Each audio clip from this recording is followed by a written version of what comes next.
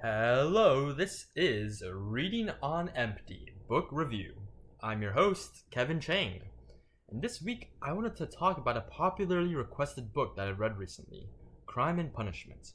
Now, this book was actually first written in Russian by a well-regarded author named Dostoevsky, and it was later translated to English for people like you and me to enjoy. And I think what makes it such a good read is that it covers a lot of deep moral ideas, some notable ones being the separation of ordinary versus extraordinary people, as well as the conflict between ethical judgment and rational thought, just to list a few. But before I go more into our typical discussion, I'd like to humbly introduce a guest speaker that we'll be having on the show this week.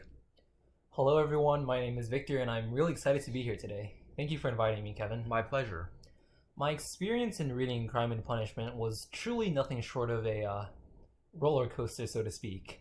I really enjoyed the process of the deterioration that was clearly portrayed through Raskolnikov's actions as the book progressed. And yeah, that sounds totally right. And I think another enjoyable aspect about the book was that it really gets you to think on the several underlying philosophical beliefs that are constantly at war. And it feels almost political in a way because Raskolnikov is so firmly rooted in the perception that he is a higher man at first. Exactly. But we see as time goes on that he slowly falls to the belief that he is not a special person because in the end, everyone is human and that makes us the same. Yeah, and that really does heighten the impact of the story. And so now the book was, without a doubt, full of memorable scenes. I agree. So I wanted to touch upon that too. For my favorite scene, I'd have to go with the most classic and definitely the most popular amongst readers, at least. And you guessed it, it's the death of Alyona Ivanovna. And it's what many authors today refer to as a true masterpiece of literature, and we can all understand why. Yeah, I definitely agree on the idea of it being commonly addressed as the most iconic moment in the novel. But could you break down what you like about it for us? So we begin the entire story with Rhodia becoming progressively more and more enticed with the idea of killing the pawnbroker Alyona. First, he hears about others talking about how evil and wicked she is, and in particular, he overhears a boy talking about how he wished for Alyona's death. Right. Yeah. Next, he also finds out about when Alyona would be alone. So these parts essentially act as the puzzle pieces that ultimately compose and lead up to the crime being committed on Raskolnikov's part. Right, and then the smaller scene with the crime itself acts as another majestic work of art that portrays another distinct idea. Exactly, and it all ends up coming together for one bigger meaning. Right, it all ties together. Precisely. So as the plan begins to be executed, we see the puzzle pieces becoming undone or if we think about it all as a piece of art, the paint begins to fade and peel away. And we see that Raskolnikov finds himself becoming more and more out of phase with his original plan. Eventually he commits the murder and lo and behold, oh no, Alyona's there. It just begs the question for the audience, what are you going to do if you were in that situation? So this entire scene seems to set the stage for letting Raskolnikov take on the role of a man going insane.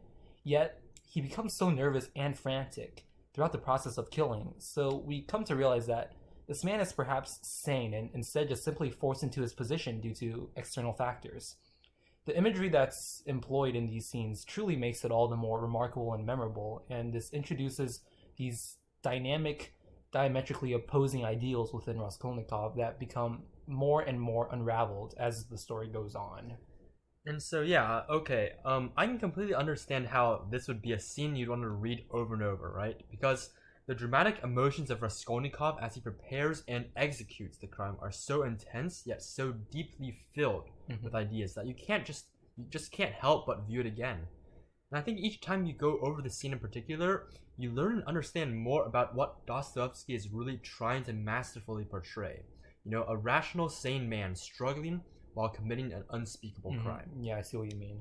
Right, and so, however, I think there's another absolutely crucial and lively scene within the book that may be able to compete with the murder scene.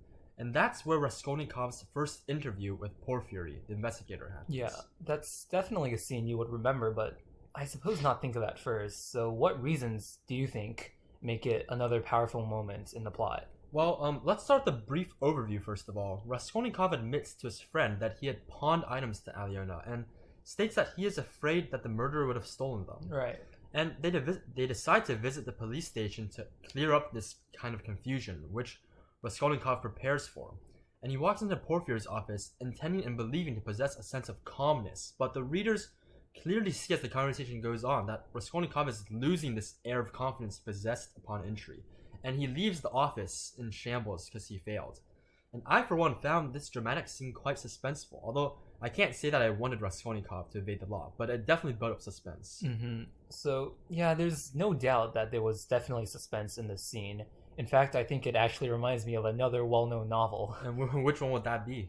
It feels similar in a way to the ending scene in 1984 by George Orwell. That's a really interesting comparison. Yeah, totally. And the way Raskolnikov goes in, certain of his status as what he states is extraordinary, is awkwardly alike to the way Winston from 1984 firmly believes in his ability to keep secret and not betray his lover at the start of his interrogation. Right, that definitely works out because if I remember correctly, in 1984 we see how Winston does break down eventually, revealing his primitive and human trait of fear, which he fears rats. Oh yeah. And Raskolnikov similarly melts away as Porfiry talks to him, right? Because eventually he gives away details unwillingly to the investigator. And I, for one, see this as a betrayal of his ethical self. His rational component seeks to keep his crime hidden, but it stirs conflict within him, and then his human moral compass manages to leak outwards this interaction in the office. Yeah, exactly. And if I'm not mistaken, I think that Porfiry makes a biblical allusion to Lazarus during his conversation, right? He does indeed.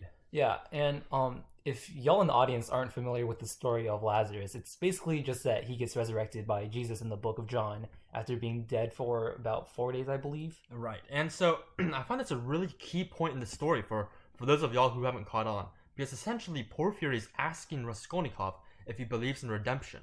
Lazarus' apparent death for 4 days can be seen kind of like Dostoevsky's plot, because Raskolnikov's life after the murder and for the end of confession is like the 4 days of death. And so Jesus and God, who raised Lazarus from the dead, grant Lazarus a second chance at life. And this is the question that Porfiry gives to Raskolnikov, whether or not a criminal action can eventually be pardoned. And it bothers Raskolnikov that he has committed a crime, and we do eventually see this because his moral compass sways in the direction of righteousness over his mistaken logical justifications. Exactly. And he's in fact so bothered by the question that Porfiry raises here that he later has Sonia read the biblical story to him. And there is no doubt that Raskolnikov comes to the conclusion that he has done something wrong. The only question near the end game of the story is what to do about it and what to do with himself. Oh, definitely, yeah. And we see that one option Dostoevsky presents is suicide, which we see with some other characters starting with an S. I think his name was Svidrigailov? Yeah, something like that, probably. So Raskolnikov wants to confess. We see this with Sonia, but he finds it nerve-wracking to bring forth punishment onto himself. Precisely, and I think that's where Lazarus comes in from earlier, because Raskolnikov debates whether or not his life is still worth living with such a heavy sin. And he eventually concludes that it is, thus ending the conflict in the story. But you have to remember that this entire thought sequence spawns with the interview with Porfiry. In a way, this very scene sparks an ideological battle for Raskolnikov. Oh, yeah, I see. I get it. Right. And so I can see now how this interview scene is so critical to the book's development. Right? And I think the more you read it, the more you really discover about the fundamental principles that the book wishes to convey in Raskolnikov's struggle. And the book focuses so heavily on the 4 days of death. And I think it's important to remember that Porfiry does play such an important role in reaching Raskolnikov's confession and subsequent revival, if we continue using biblical terms.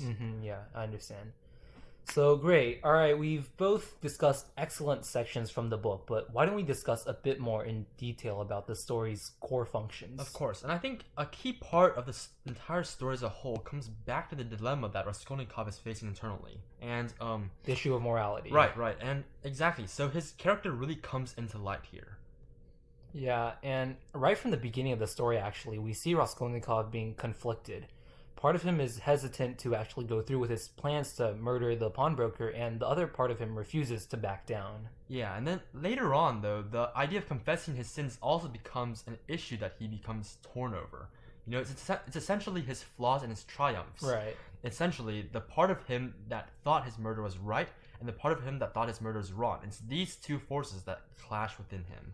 Yeah, definitely. And ultimately, one side triumphed over the other, and his path was set. Still, though, you have many instances throughout the story where Raskolnikov acted extremely suspiciously. Yeah, and yeah. yeah, exactly.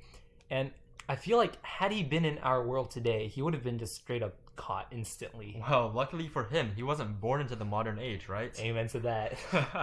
Well, And nor was he real, really. well, yeah. Alrighty. I think that's all the time we have for today. Thanks for coming onto the show, Victor. It's been a great discussion. Oh no, it's been a great pleasure for me, actually. Thank you for No, inviting no, me. the pleasure was all mine. Thank you, everyone, for tuning in, and as always, wear your seatbelts.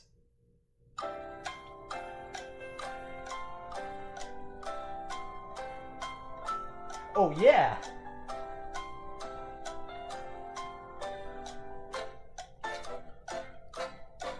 Wahoo!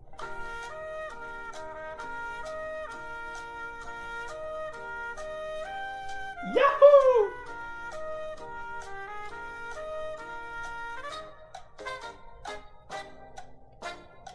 Stinky.